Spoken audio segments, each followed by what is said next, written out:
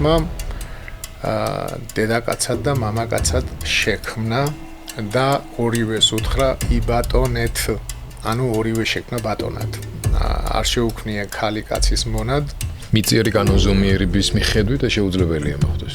რჯულის კანონში წერია ესეთი რაღაცა, რომ თუ კაცი უღალატებსო ქალს, ქალი ვარ გაჩორდესო და ელოდოსო იქნებ მობრუნდესო. და თუ ქალი უღალატებსო კაცმა აუცილებლად გაუშვასო. ეს კანონები კაცებმა დაწერესო და თავიანთ თავს ოპერატესობა მიაკუთვნესო, თორე ქალი და კაციო ტოლიაო. ქალი რომ მღვდელი არ ხდება, ეს ნიშნავს არ გამეტებას. თუ მართალია რელიგია, მღვდელი არისო სანაგვე ყუთი, სადაცო მიდიანო და თავის ნაგავს ყრიანო. სულიერს, რა თქმა უნდა. ამისი გაძლება ქალისთვის ურთულესია. ქრისტიანობა არის სიმართლისთვის სიკვდილზე წასვლა. ეს ახალგაზრდა ხარ, ძველგაზრდა ხარ, სიკვდილზე მიდიხარ, ხო, სიმართლის გულისთვის და ქრისტეს გულისთვის, ხო? უნდა ვიცოდეთ, რომ ქრისტემ ჩვენზე მეტად ქალი დააფასა და კაცი დააფასა თავის თავში, კაცი შეიმოსა, მაგრამ აი ვინ ცხოვრობს სამყაროში? ყველაზე მეტად ქალი დააფასა. ეს არის დედოფალი. ბედნიერია ქალი, როცა ემორჩილება ისეთ კაცს, რომლის თავი არის ქრისტიანი. იმიტომ რომ თავი არის ქრისტე, ნიშნავს რომ ქრისტეს აზროვნება აქვს.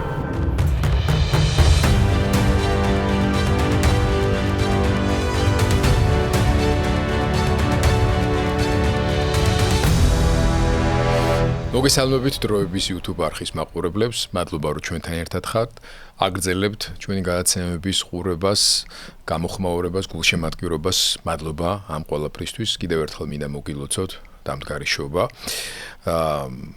დღეს ვისაუბრებთ, კვლავ საშობაო დღეებია და გადაცემაში მამა დოროთეს ამბიონი, რომელსაც უძღვება თავად მამა დოროთე, მადლობა მას ამისთვის. ჩვენ უკვე ორი გადაცემა მიუძღვენ, შეიძლება ასე ითქვას, შობას მის მნიშვნელობას. შეუძლებელია ვისაუბროთ შობაზე, ღვთისმშობლის როლის, მისი მისიის, მისი მნიშვნელობის გარეშე. ნაწილობრივ ამაზე ჩვენ გვქონდა საუბარი, თუმცა მამა დოროთე თქვის, რომ კიდევ ერთხელ უნდა დაუბრუნდეთ და უფრო დეტალურად შევახოთ ამ ნაწილს, არა მარტო ღვთისმშობელ მარიამის მისიას, მის როლს, არამედ ზოგადად ქალის როლს და სახარებისეული ხედვით ამ როლის წარმოჩინებას. ჩემთვისაც ძალიან საინტერესო თემაა, დარწმუნებული ვარ ჩვენი მაყურებლებისთვის, რამდენადაც ბევრი კითხვა არსებობს, ბევრი ინტერპრეტაცია ამავე დროს ადამისა და ევას ისტორიიდან გამომდინარე და საინტერესო იქნება ამ ყველაფრის მოსმენა. გილოცავთ მამა დოროთე კიდევ ერთხელ ჩვენს მაყურებელს გადაცემის დასაწყისში კიდევ ერთხელ მინდა თქვენთან ერთად ვთხოვო, რომ ვისაც არ აქვს ჯერ გამოწერილი ჩვენი YouTube არხი, მას უკეთესი წვდომისთვის, ჩვენი გადაცემების უკეთესი მიწოდებისთვის გამოიწერეთ დროების YouTube არხი, მოიწონეთ ჩვენი გადაცემები, გაუზიარეთ თქვენს ახლობლებსა და მეგობრებს, იყავით ჩვენთან ერთად. მაშასე კვლავ საშობაო დღეები, საშობაო თემატიკა და არქიმანდრიტი დოროთე ყურაშვილი გისმენთ. მოგესალმებით ჩვენს მაყურებელს, მსმენელს, მადლობა მათ. ბევრმა რომლებმაც ახლახან აღმოაჩინეს ჩვენი საუბრები, მოდიან და მადლობას მეუბნებიან და ეს როგორ არ ვიცოდითო და ამიტომ ვისაც არ აღმოუჩენია ჯერ მეც ვთხოვ რომ აღმოაჩინონ და მოусმინონ და თან ძალიან საინტერესო იქნება მათი აზრი, მათი კითხვები, მათი შეფასება. რადგან ჩვენ მათთვის საუბრობთ და გვინდა რომ მართლმადიდებლობას, იმ გაგებას, იმ სახარებისეულ გაგებას ვაზიაროთ ჩვენი ერი და მომავალი თაობა, რომელი გაგებაცაც ჩვენ მივწვდით და ჩავწვდით, იმიტომ რომ სახარება ბოლომდე მიუწვდომელია, იმიტომ რომ ეს ღვთის სიტყვაა და ყოველთვის შეიძლება სიახლე და უფრო სიღრმე თუ სიმაღლე რაც დავარქმევთ. დღეს რა თქმა უნდა მინდა ვისაუბრო ღვთისმშობელზე და საერთოდ ქალის როლზე ბიბლიის მიხედვით. და ძალიან განსხვავდება ძველი აღთქმის დამოკიდებულება ქალთან და ახალი აღთქმის დამოკიდებულება ქალთან. შეიძლება ითქვას სამი დამოკიდებულება პირველი ეს არის 60-სეული დამოკიდებულება, მეორე არის ძველი აღთქმისეული დამოკიდებულება და მესამე არის ახალი აღთქმისეული დამოკიდებულება. ეს დამოკიდებულებები იცვლება ჩვენ წინა ლექციებში, საუბრებში ვთქვით, რომ ღმერთმა დედაკაცად და მამაკაცად შექმნა და ორივეს უთხრა იბატონეთ. ანუ ორივე შექმნა ბატონად. არ შეუქმნია ქალი კაცის მონად, არამედ იყო დედოფალი, იყო ბატონი და მხოლოდ დაცემის შემდეგ ღმერთი ეუბნება წყევლას, ადამიანს და წყევლას ქალს და ქალის წყევლა იყო რაც იყო ადამიანის და პლუს ქონდა ქალს წყევლა რომ შენი ქმარი ბატონობდეს მისკენ მიილტოდე და მან იბატონოს შენზე. აი აქ გახდა ქალი ფაქტიურად დაწყევლილი და გახდა მხევალი, ნუ მონა ქართულად მხევალია, მონა კაცზე ითქმის და მხევალი ქალზე. ხო და აი ეს დამოკიდებულება ქონდა თელს ძველ აღთქმას. ახლა რაში გამოიხატებოდა ეს? ვიცით ჩვენ რომ მათე მახარებელი არის ებრაელი, იყო მებაჟე განათლებული კაცი, რომელიც გაყვა ქრისტეს და მან დაწერა სახარება პირველი ებრაულად. და მიწერა ეს დაწერა ებრაელებისთვის, ებრაულად ებრაელებისთვის. და მეოთხე საუკუნის მამები ამბობენ, მე წაკითხული მაქვს, რომ მეოთხე საუკუნემდე იყო ეს სახარება ებრაულად. და აქვთ წაკითხული და მცირე სხვაობები, იყო მაგალითად სახელი იმ ქვისმთლელის სახელი ეწერა ძველში, ახლა ანუ ბერძნულში არა. რაც შეეხება სახარებებს, მათეს სახარება არის თარგმანი. ანუ ებრაულიდან ბერძნულად თარგმნილი არის. და მთლიანობაში ყველა სახარება და პავლე მოციქულის წერილები იქნება თუ ყველა ახალი აღთქმა შეიძლება ითქვას რომ არის თარგმანი. ბერძნულადაც კი, ნუ ქართულში ხო თარგმანია, მაგრამ ბერძნულადაც კი ის თარგმანია, ოღონდ თავის თავში თარგმნეს ის, რაც ქრისტემ უთხრა. ქრისტე ხო არამეულად ესაუბრებოდა და მოუწია მოციქულებს, რომ ეს ეთარგმნათ. ბერძნულად ეთქვათ, იმიტომ რომ ვინც ღებულობდა ღვთის სიტყვას, იმათთვის ბერძნული იყო მისაღები და ამბობენ რომ ლათინურად დაწერა მარკოზმა. მაგრამ ის ლათინურიც არ არის შემდეგ ბერძნული იყო და ბერძნულად გავრცელდა მთელ სამყაროში და წარმართებში გავრცელდა მარკოზის სახარება პირველი და ებრაელებში მათეს სახარება. ეხლა ეს თარგმანი რო არის, ამას ხაზი რო გაუსვათ, კიდე სად ჩანს, აი მაგალითად წერია ესეთი რაღაცა, რომ როდესაც იუდა მივიდა მაცხოვართან, ესეთი რამე წერია, რომ უთხრა მაცხოვარს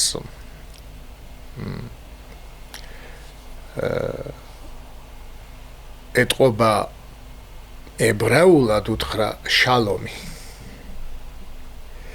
არა ხარეო თუ ხარეს, ანუ ბერძნულად არის, აი სიხარული ბერძნულიდან მოდის ხარე ქართულში. ბერძნული სიტყვიდან არის, ეს ისა გიხაროდენ. ხარება ციხიდან, ხო, ბერძნული სიტყვიდან მოდის და ეს ბერძნული სიტყვა სიხარულს ნიშნავს. და ჩაწერეს იუდამ უთხრა ეს ხარეს, ხო? ბერძნულად. და შეუძლებელია იუდას რომ ბერძნულად ეთქვა ეს და აი მისალმება ყველა მისალმება რაღაც შინარ შეიცავს სხვადასხვას და როდესაც შალომ უთხრა ალბათ იქ ეთყოდა რომ ნუ მშვიდობას ნიშნავს ღმერთთან ახლოს ყოფობას ნიშნავს რელიგიურად და ბერძნული კიდე ნიშნავს ხარეს სიხარულს და ქართველებმა ეს ბერძნული თავისთავად თარგმნეთ და გამოდის რომ იუდა უთხრა გიხაროდეს მოძღვარო. და მე ამაზე აგებულია ღვთისმეტყველებები რომ აი დასაჭერად მიდის გასცემს და ეუბნება გიხაროდეს. ანუ სიხარული უთხრაო და სიხარული არ უთქვამს ის უთხრა, მაგრამ თარგმანის პრობლემას ყვები ახლა როგორი პრობლემა აქვს თარგმანს, იმიტომ რომ იქ მისალმება იყო უბრალოდ იმ შინაარსის რაც არის ებრაული და ეს ბერძნულად რო ჩაწერეს, იქ სიხარული გამოვიდა. აი ქართულად რომ ჩაეწერათ გამარჯობა, იქნებოდა სხვათა შორის ქართული გამარჯობა ნიშნავს გამარჯვებას არ ნიშნავს, გამარჯვებაც მაგას ნიშნავს, საიდანაც მოდის გამარჯვენება. ანუ მარცხორის მარჯვნივ მოხვედრას გისურვებო. ეს არის სურვილი, რომ ბოლო ჟამს მაცხოვარი მარჯვნივ და მარცხნივ დააყენებს, მარჯვნივ დააყენებს, მართლებს, ხო? გამარჯვენებას ნიშნავს, ეს მარჯვნივ მდგომას ნიშნავს და ეს მარჯვნივ თუ მოხვდი, ესე გამარჯვებული ხარ, ანუ გამარჯვენებული ხარ, ამას ნიშნავს უფრო. ხო და ამიტომ მოკლედ ეს არის თარგმანი, მაგრამ ასე რატო ყვები რომ ყველა სახარება განპირობებულია იმით თუ ვის წერდნენ, თუ ვის ესაუბრებოდნენ. იონე მახარებელი ამბობს ესე საინტერესო იმას რომ ყველაფერი რო დაწერილიყო სამყარო არ დაიტევდაო, ვერ დაიტევდაო იმ დაწერილსო, წერილსო. ხო და ამის ის სულიერი განმარტება ხა პირდაპირ ამას ვერ განმარტა, იმიტომ რომ რაც რამდენი წიგნი უნდა იყოს. რა მილიონობით და მილიარდობით წიგნია და იტევს, ხო? და რატო არ დაიტევდა, ხო? მაგრამ ყველაფერი დაწერილი იყო, ნიშნავს რომ ყველაფერს ყველას არ ეუბნებოდნენ, რაც ქრისტემ გააკეთა, იმიტომ რომ ისინი არ მიიღებდნენ. სამყარო ვერ დაიტევდა, ნიშნავს რომ სამყარო ვერ დაიტევდა, ვერ გაიგებდა, არ მიიღებდა ამას. ამიტომ რაღაცები იოანემ ისეთები ჩაწერა, რაც სხვაგან არსად არ წერია. მაგალითად კანას გალილეაში რა სასწაული მოახდინა, არც ერთ სახარებაში არ წერია. რომ იღვინო აკურთხა, შეიძლება ვერ დაიტევდა სამყარო ამ ღვინოს კურთხევას, ხო? წყალი რო ღვინოდ გადააქცია და იქ მთვრალები იყვნენ, ხო, უკვე და ბოლოს თამადა ეუბნება რომ ჯობდაო ადრე გამოგიტანავეს, კაი ღვინო, ახლა რო დავთვერითო, დათვრაო ხალხიო, მერე რო გამოიტანე, კარგიო, ხო? ანუ მთვრალები იყვნენ და კიდე ღვინო დაუმატა, ხო? კიდე მიცა ამ მთვრალებს ღვინო და რაღაცა ესეთი გაუგებრობა შეიძლება ვიღაცისთვის ყოფილიყო, ხო? ნუ მასთან დამოკიდებულებაში. ამიტომ ვერ დაიტევდა და როგორც ჩანს იოანემ თავის სახარებაშიც არ დაწერა აი ქალი რომ მიუყვანეს მაცხოვარს და უთხრეს რომ მომროშობაზე დავიჭირეთო და მოსემ გითხრაო ჩაქოლეთო და შენ რას გვეტყვიო.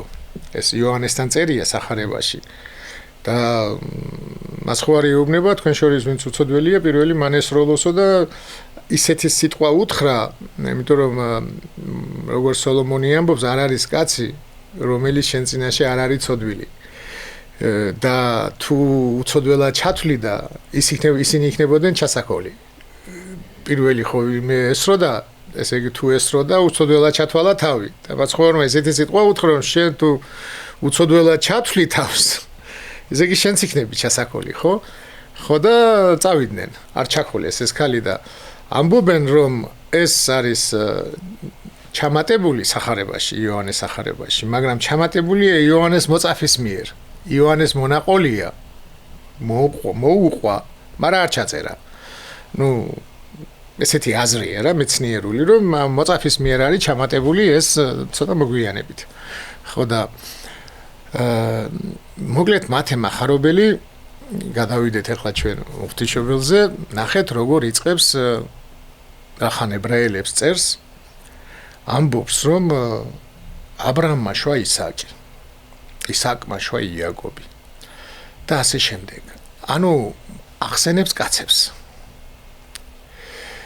და ფაქტიურად ქალს შობადობაც წართმეული ჰქონდა.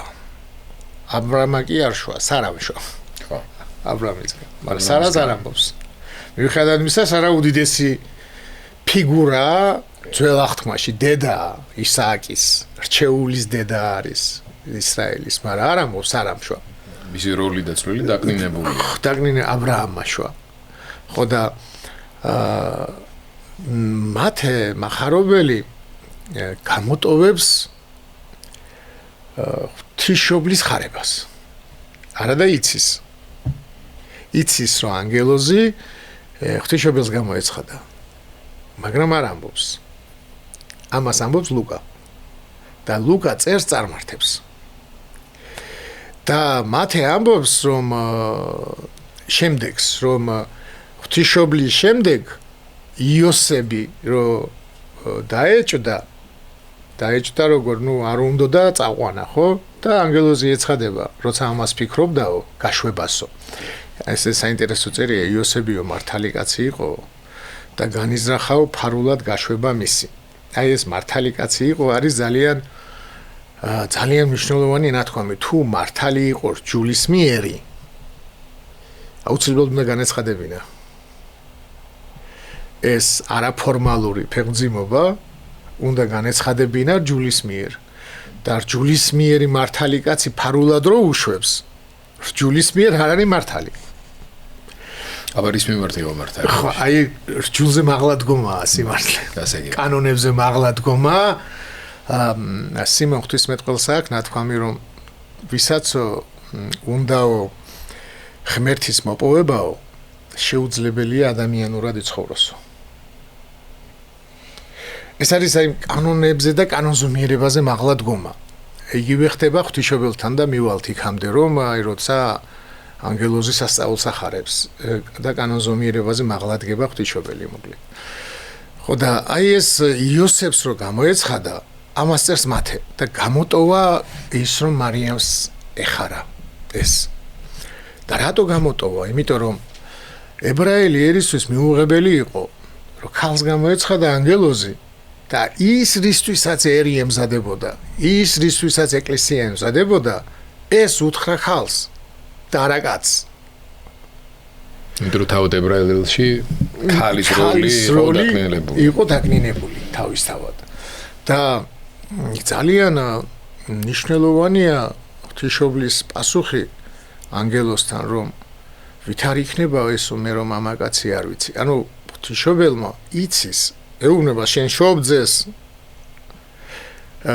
ანუ სულიწმინდის ენა ისეთია გებულობ უცებ რომ აი რა საოცრებაა ეს და ვით არ იქნება ეს და ეს ფაქტიურად რას ნიშნავს იცი როგორ ამაში მამაკაცი არ ღებულობს მონაწილეობას და მე მამაკაცის გარეშე მიწიერი კანონზომიერების მიხედვით შეუძლებელია მოხდეს მიწიერი კანონზომიერების მიხედვით შეუძლებელია ეს მოხდეს ეს ერთი მაგრამ ღვთისმშობელი ამაზე მაღლა დგება თუმცა ღვთისმშობელიც გაკვირვებულია რომ ღმერთმა კაცი გამორიცხა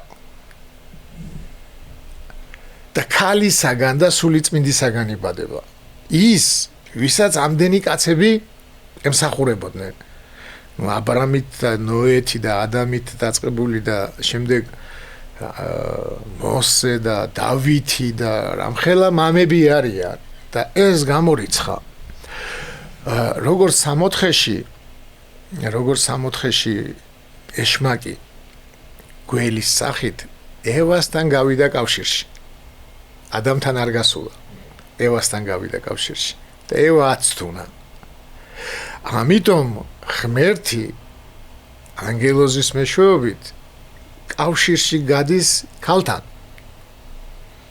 და არა კაცთან ანუ ქალთან თუ იქ სიკვდილი უშვა ისევ ქალთან გადის და უშვებს სიცოცხლეს და ამით მაცხოვარმა აღადგინა ქალის რეპუტაცია თუ ქალს აყვედრდნენ იმას რომ შენ აი ადამმა ხო აყვედრა აი ქალი რომელიც შენ მომიყვანე მან მაცდუნა ანუ ღმერთს აყვედრა ამ ქალის გამო რა ხო და ადამმა რო ეს თქვა თან სამოთხეში მყოფმა ადამმა ეს რო თქვა წარმოიდგინე ქალს როგორ მოექცეოდნენ დედამიწაზე ნახევრად ჯოჯოხეთში ხო სამოთხიდან შედარებით ნუ ნახევრად ჯოჯოხეთია ხო და აი ამ ჯოჯოხეთურ მდგომარეობაში იყო ქალი იმიტომ რომ აი პავლე მოციქულიც ხო ამბობს რომ კაცი კი არ შეცდა ქალი შეცდა კაციც შეცდა რა თქმა უნდა მაგრამ კაც ქალმა დაიჯერა საწყისი ქალმა დაიჯერა და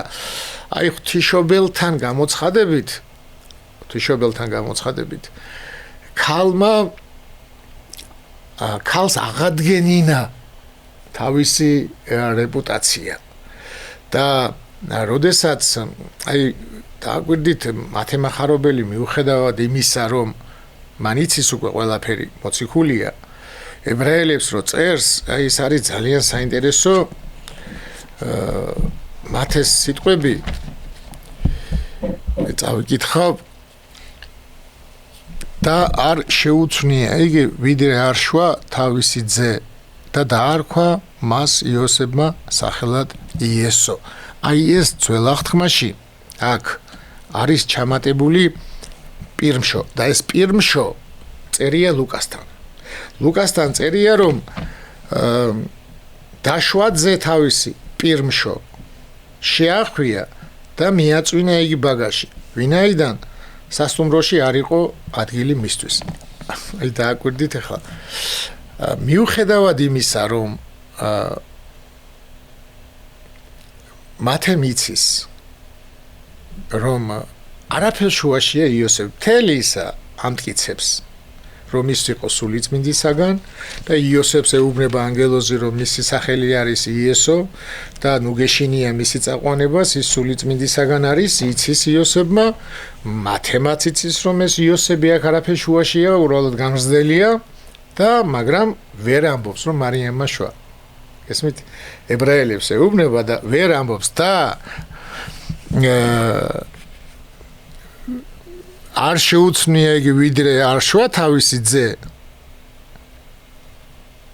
ძე ვისი იოსების და დაარქვა მისი სახელი იესო ანუ ეს არის იოსების ძეს ამბობს მაინც მიუხედავად მისა იოსები არაფერს შუაშია თვითონ ამტკიცებს და ნუ ვიცით ხო არაფერს შუაშია ყველანაირად მაგრამ ვერ ამბობს რომ მარიამმა შვა მაგრამ ლუკა ამბობს იმიტომ რომ წარმართებს წერს და პირმშო აქ იმიტომ ჩაუმატეს რომ თითქოს გვეფიქრა მათეც რომ იმას ამბობს მაგრამ მათე არ ამბობს რომ მარიამმა შვა და ამიტომ ძველთაგანვე არის ეს ჩამატებული ლუკასგან აღებული შვა თავისი პირმშო იყო ეს მარიამისთვის და არა იოსებისთვის იოსებ შვილები ყავდა შემდეგში იყო ხო პირველ შობილი ეს იყო იესო მარიამის ძე პირველ შობილი და ბოლო და უკანასკნელი და ეს ამას ამბობს მაგრამ ის რომ მარიამმა შვა ამას ვერ ამბობს აი წარმოიდგინეთ ქალის როლი რამხელა დაბლა იყო ძველ აღთქმაში და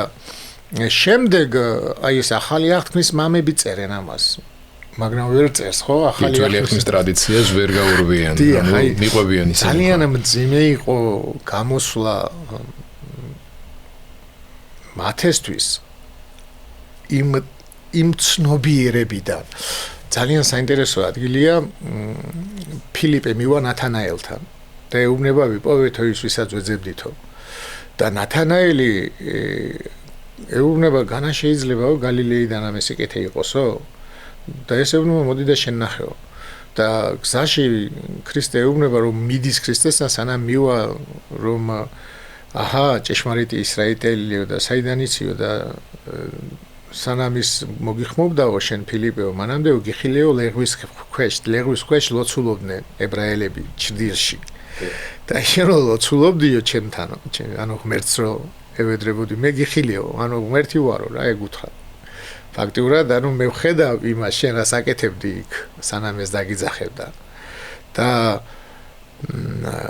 პირველი ეუბნება ფილიპე შენ ხარ ძე ღვთისა და მეუფე ისრაელისა და მამები ამბობენ, ну ცოტა გაორება ამაში, მაგრამ მამები ამბობენ, რომ ნათანაელი ეუბნება მას და სხვათა შორის ნათანაელი ნიშნავს დოროთეს. ოღონდ ებრაულად დორო თეოსი ხო არის საჩუქარი ღვთისა და ნათანაელი ებრაულად ნათანაილი, ილი ღმერთია და ეს საჩუქარი და დოროთე არის ნათანაელის თარგმანი. ხო და ეს ნათანაელი არ აურჩევიაო მოციქულად ქრისტეს. და რატომ არ ყოფილა, ემხლა რაღაცა უთხრა, შენ ხარ ძეხვთის, მე პეტრე მოთხრა ბოლოს ეს გააზრებულად, მაგრამ პირველმა და იმდენად რჯულში იყო გაცნობიერებული. იმდენად განსწავლული იყო ძველში, მაცხოვარი რო ამბობს, რომ ძველ ტიკებსო ახალსო არაკერებენო, რომ დაიხევაო, აი რჯულზე მაღლა დგომა რას ნიშნავს. ახალი აღთქმა იმდენად სხვა. იქიდან ამოზრდილი, მაგრამ იმდენად სხვა არის, იმიტომ რომ ის იყო აი როგორც აი ჩვენი სული და ჩვენი ხორცი ერთი ვართ, მაგრამ სრულია სხვადასხვა ბუნებაა, ხო, სრულია და აი ესე განსხვავდება ძველი აღთქმა და ახალი აღთქმისაგან გაგებაში. იმდენად სხვა არის და ეს უჭირდა მოციქულებსაც კი. აი მოციქულებს შორის მოხდა უთანხმოება ვერ ვიტყვი რომ არ იცოდნენ პეტრე და მამათმაც იცოდნენ რას ამბობდა პავლე ამბობდა რომ უარყოფდა წინადაცვეთას არ არის ეს საჭირო წარმართებს ეუბნებოდა და ებრაელების მოციქული იყო ანუ ღვთის ერის მოციქული იყო პეტრე და უთმობდა ოღონდ ქრისტე მიიღოთ ან ტრადიციებს აღიარებდა კი ოღონდ ეს მიიღეთ და პავლე ამბობდა არა და ამის გამო ცრუძმებმა პავლეს აბრალებდნენ რომ მოსეს ჯულს უარყოფს და პავლე არ არის მოციქულიო და პავლე მიდის პეტრესთან და წარუდგინეო ჩემი სახარება ანუ უთხრა რას რატო აკეთებდა და ისინიც თავისთავად დაეთანხმენ პეტრემაც იცოდა ეს და იოანემაც რომ ეს არ იყო საჭირო მაგრამ აი ერისთვის რაღაცებს თმობდნენ და პავლე რახან წარმართების იყო არ თმობდა ანუ რაღაც დათმობის ის აი ძველიდან გამოსვლა ძალიან რთულია აი პეტრეს უჭირდა წარმართის მონათვლა და რომ მივიდა სული იყო გადმოსულიო ეს ნახა და ამით გზაში ღმერთმა უთხრა რომ რაც ღმერთმა განწმინდა ჩვენება ნახა ეს და ანუ ეროვნულობიდან გამოსვლა იყო ძალიან რთული და ამიტომ იყო წინა იმაში რომ თქვი რომ როდის აღუდგენ მეფობას რომ ეუბნებოდნენ უკვე აღდგომილ მაცხოვარს ხო და ეკლესიაც ახლა რო გითხრა რომ ამ ქალის როლის მმართებიდან გამოვიდა ჩვენ ბოლომდე გამოვედით და აი ერთი საინტერესო შეკითხვა მაქვს მით უმეტეს ამ თქვენ ძალიან მნიშვნელოვანი წინასიტყვაობიდან და განმარტებებიდან გამომდინარე თუ კი ახალი აღთქმა ქალისადმი დამოკიდებულებას ასე აღწერს ამ ფორმით თავად საეკლესიო მსახურების ნაწილში თანამედროვე ლიტურგიაში და ასე შემდეგ მაინც რატო რჩება ქალის მონაწილეობა არ მინდა ეს სიტყვა დაკლინებული როლი ვიხმარო მაგრამ ფაქტია რომ მაგალითად მღვდლად კურთხევა სასულიერო პირებად კურთხევა დედების ქალბატონების არ შეიძლება ხო ეს კითხვა ბევრს აინტერესებს ბევრს აწუხებს საკმაოდ ისეთი კითხვა და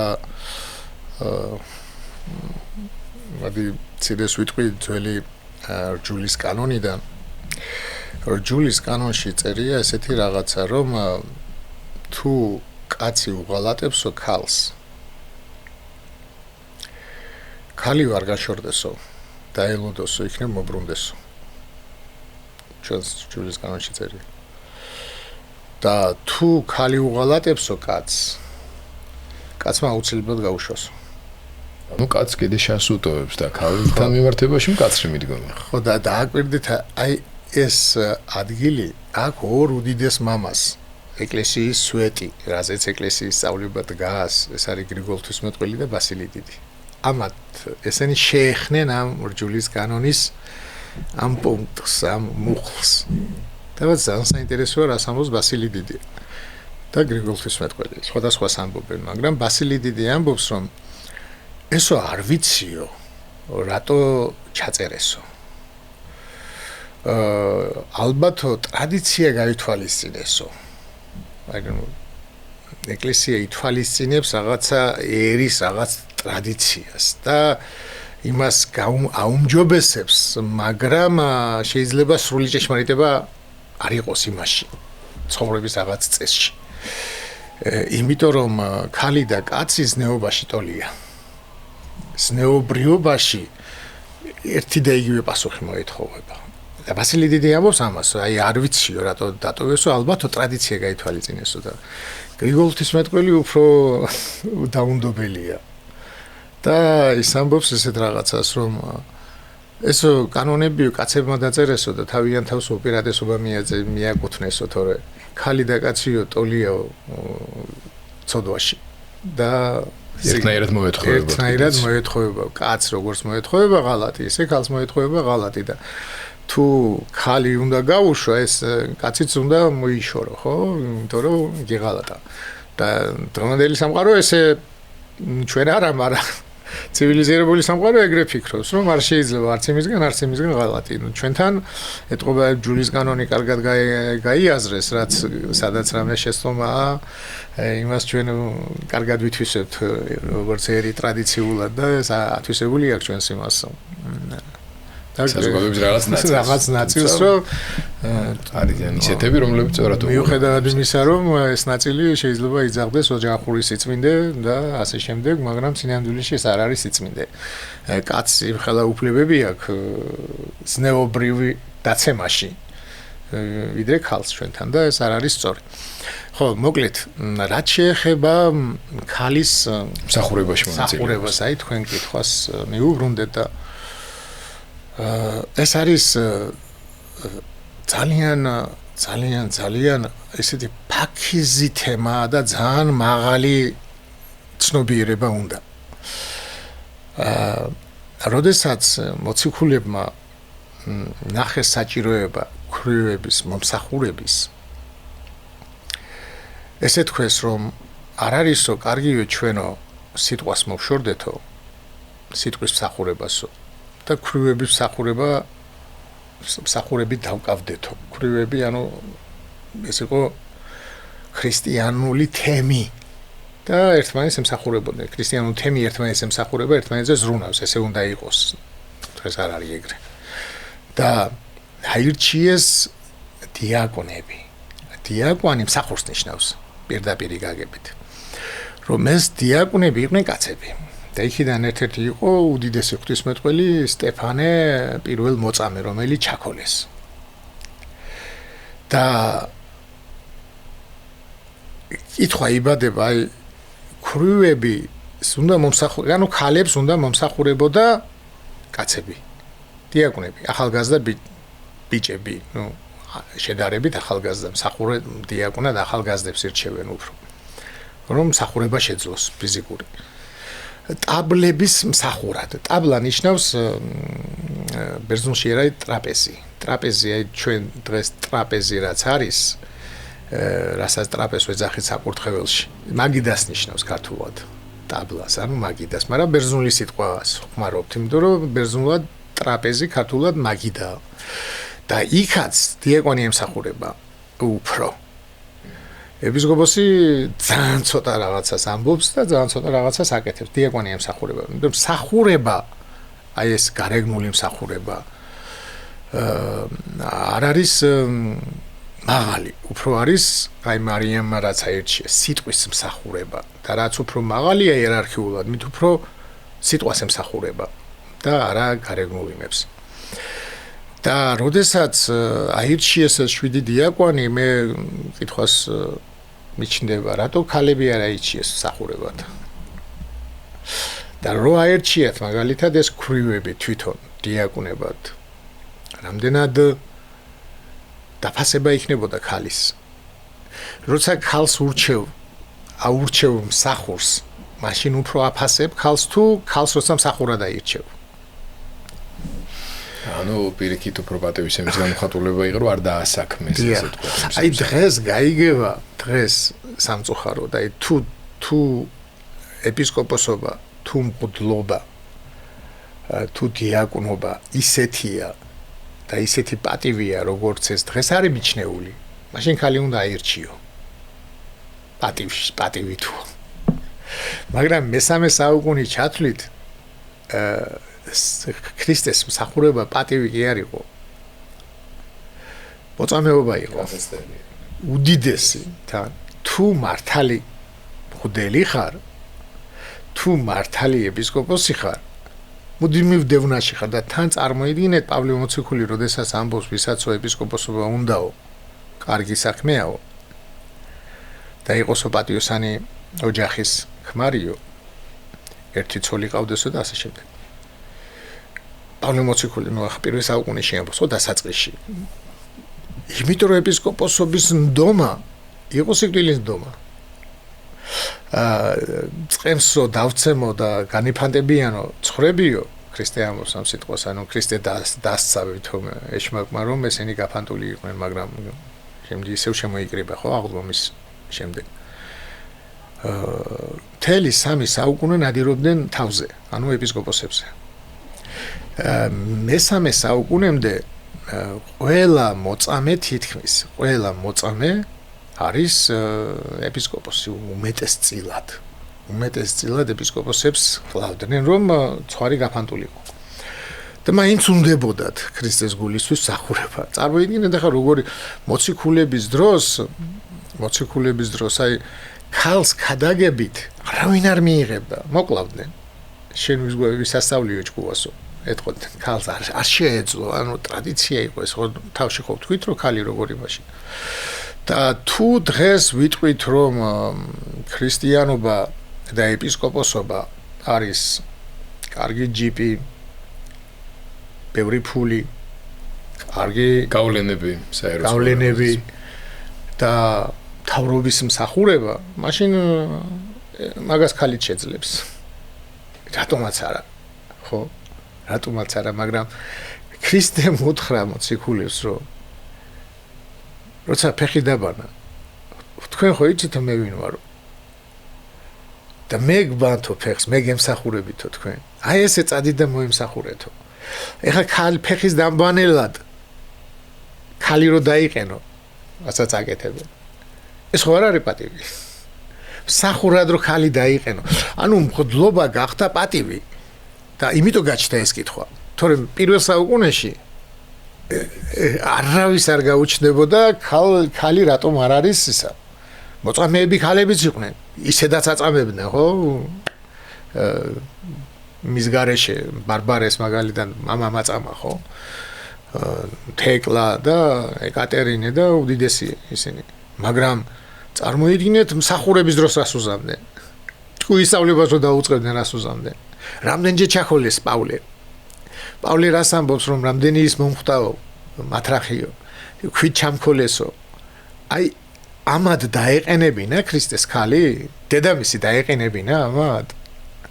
ჩასაქოლად დაეყენებინა? ხო არ დაეყენებინა? ნუ არ გაიმეტა. არ გაიმეტა. ანუ ქალი რომ მღვდელი არ ხდება, ეს ნიშნავს არ გამეტებას. თუ მართალია რელიგია. ესმით, თუ რელიგია მართალი არ არის და ამ ქვეყნიური მსახურება, მაშინ ქალები უნდა აკურთხო მარტო. თუ მთავრობის მსახურება. ესმით, ამიტომ ეს შინარსი დაკარგა. მოწამეობრიობა დაკარგა ეკლესიამ. და ეკლესია შეუერთდა კეისარს. ეკლესიაში გულისხმობს მსახურები რა. ნუ რაც ხდება ახლა სამართლმადიდებლობაში ჩვენთან და რუსეთში ვახსენოთ, ეს არის კეისრის მსახურება. საქართველოშიც იქაც. და კეისრის მსახურება თუ არის ეპისკოპოსობა, მაშინ აკურთხე რა. ჩვენივრად ემსახურება. მაგრამ თუ კეისართან ბრძოლა მომეტებული საფრთხის განცდა და მოლოდინი თუ მაშინ არღირს ქალის გაწირვა. მაშინ არ უნდა გაწირო. პირიქით.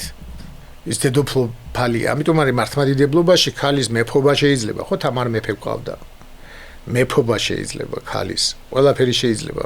ძალაუფლება. კი, მიროინდი კურთხება. ხო, აი თუ მეფობა შეიძლება, მგლობა რატო არ შეიძლებოდა, მაგრამ მგლობა მსახურება. მეფობა ბრძანებლობა. მეფობა მსახურება ერთი გაგებით, მაგრამ იქ ძალაუფლება აქვს. მღვდელს არ აქვს ძალაუფლება.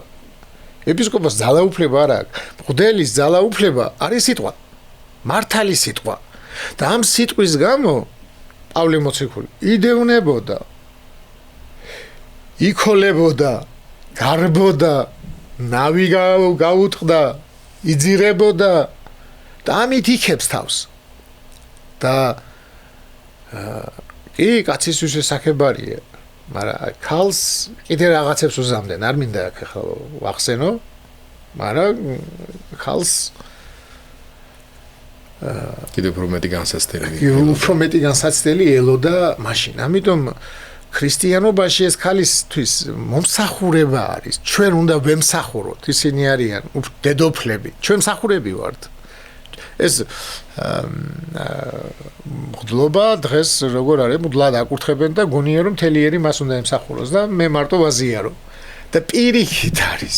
და მეორე კიდე ახლა მღვდლობას რა სიმძიმეები აქვს, იცით? აი მე მაგალითად მიწევდა დღეს მღვდლობა ამხსნეს, მაგრამ მიწევდა შემიჩერეს, მაგრამ მიწევდა აქ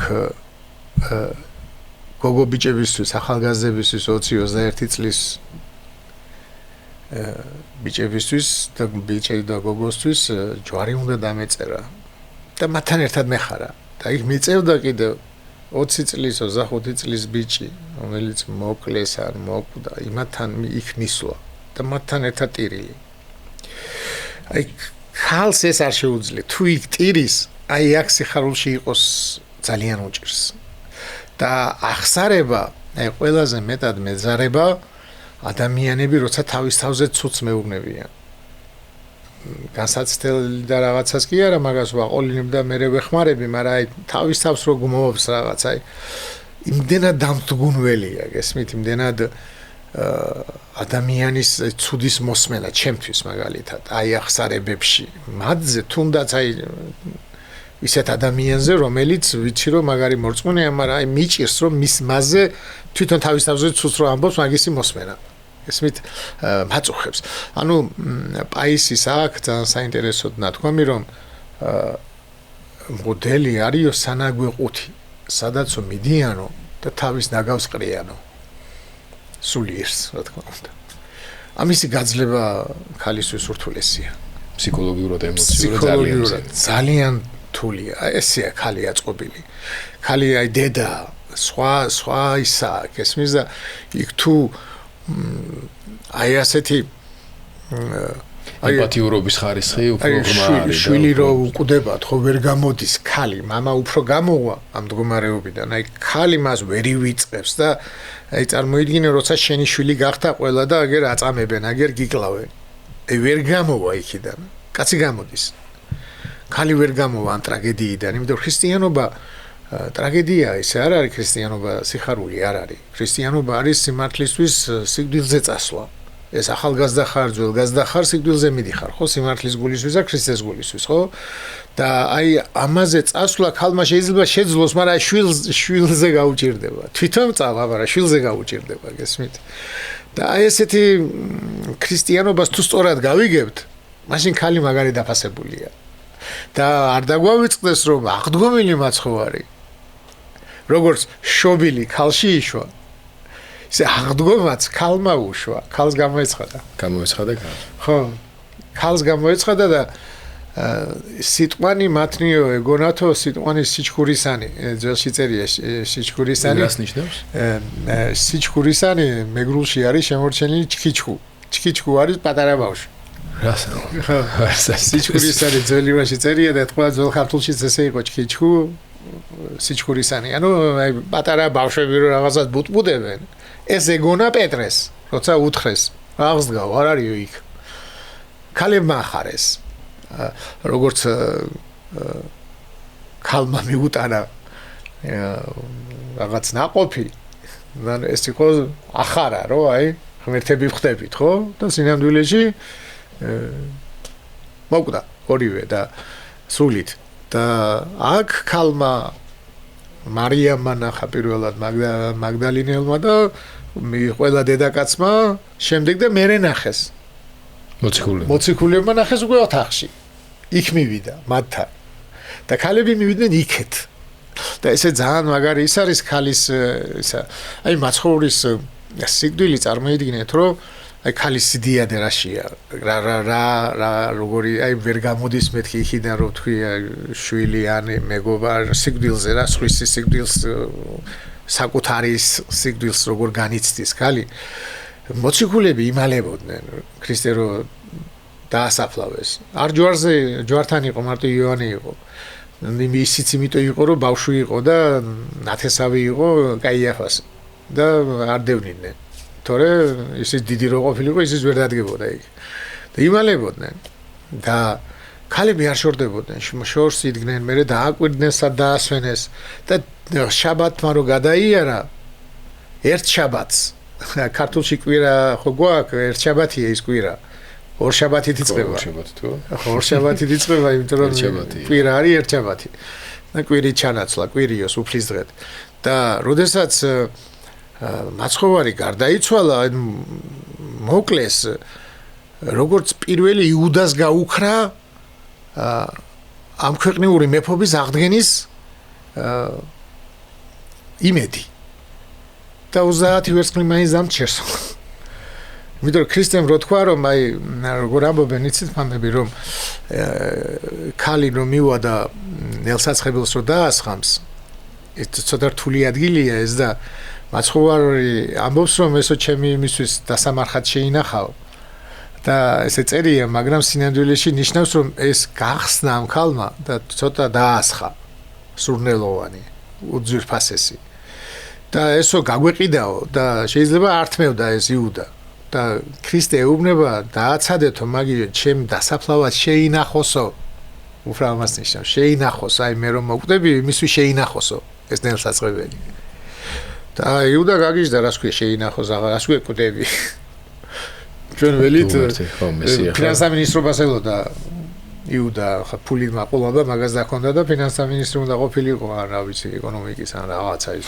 დიდი ხაზინის გამკარგავი ხო და წავიდა იმათთან და უთხრა რომ რას მომცემთო ეს კაცი რო გადმოგცეთო რა მაგის გადასაცემი იყო ხო ისე ვერ დაიჭერდნენ მაგრამ რაღაცას ვიშოვიო რა ხო და 30 ვერცხლი ისიც არ შერჩა ხო და მოციქულებსაც დაეკარგათ ეს ყველანაირი იმედი გაქრა პეტრემ თქვა არ ვიცნობა ამ კაცო ანუ ყველა შეპირება გაქრა და იგივე მოხდა ქალებთანაც იმათანაც ყველანაირი იმედი დაიკარგა მაგრამ ვერ ტოვებენ გესმით აი ვერ ტოვებენ უყვართ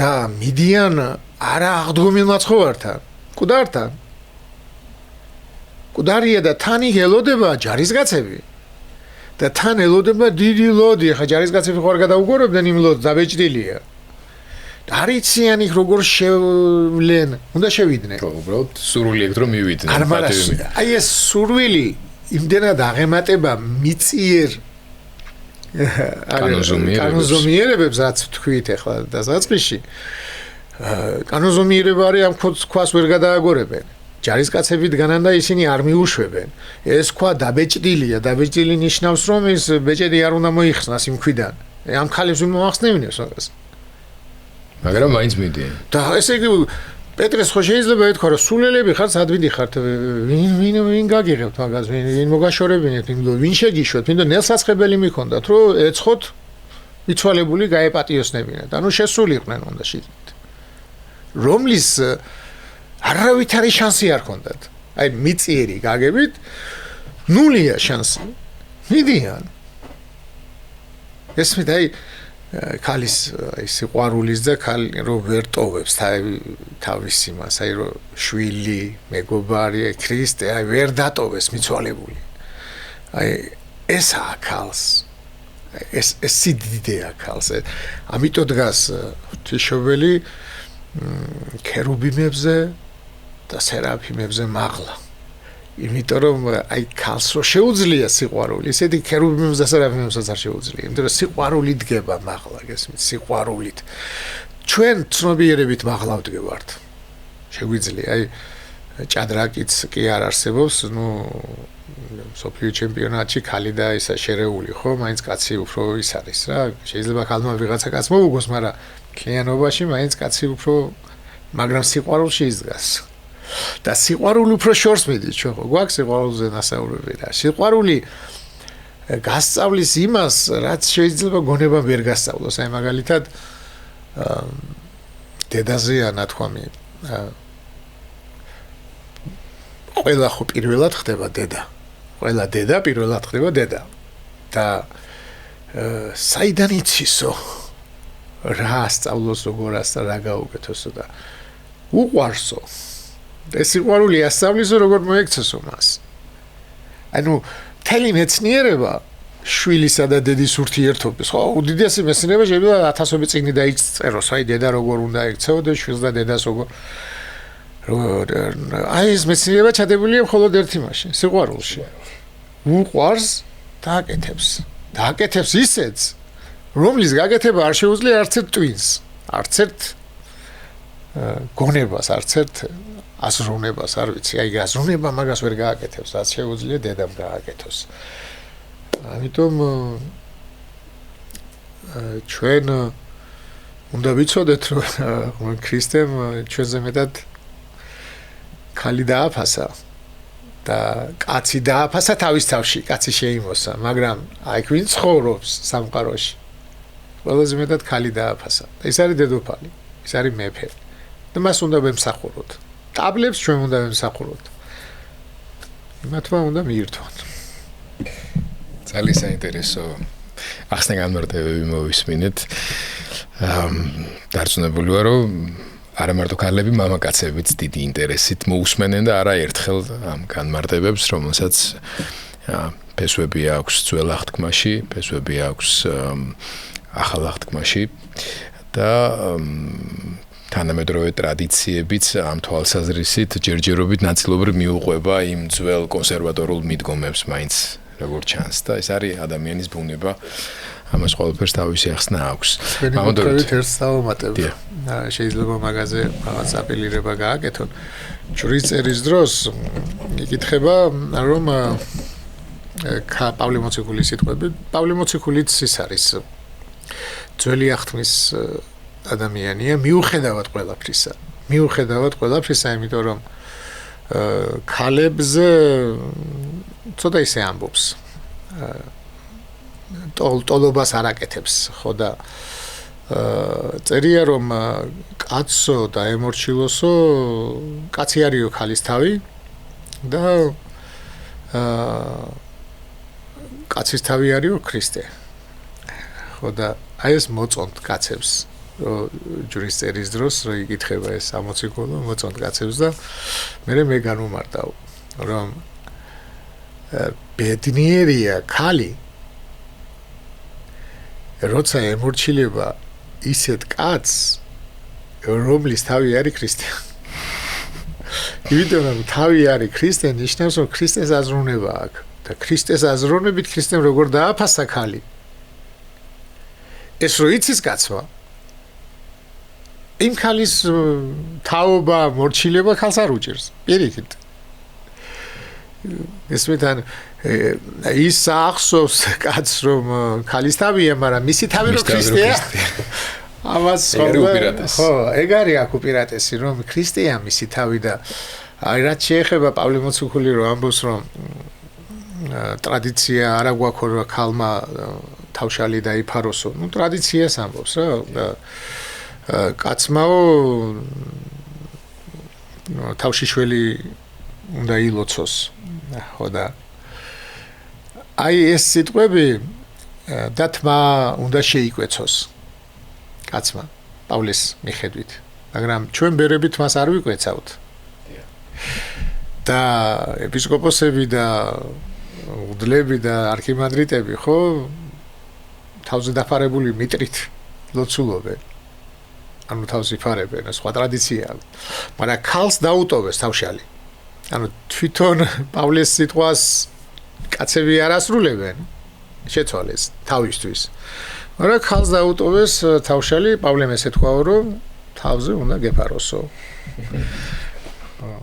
ну იქ ზედმეტად კონსერვატორული მიდგომა შემთხვევაში მისაღებია უფრო და ეგ მისაღებია ქალისთვის და კიდევ ერთხელ ძალიან დიდი მადლობა არქიმანდრიტ დოროთე ყურაშვილს, მამა დოროთეს ამბიონი, ასეთია გადაცემათა ციკლის სახელწოდება, რომელსაც თქვენ ყოველ ხუთშაბათს დროების YouTube არხზე უყურებთ, თუ ვინმეს გამორჩენილი გაქვთ და ჯერ კიდევ არ გამოგიწერიათ ეს არხი, გთხოვთ რომ გამოიწეროთ, მოიწონოთ ჩვენი გადაცემები და გაუზიაროთ თქვენს ახლობლებს და მეგობრებს იმისთვის, რომ უფრო ხშირად იყოთ ჩვენთან ერთად. მადლობა რომ გვიყურებდით, ჩვენ შევხვდებით ერთმანეთს ერთ კვირაში.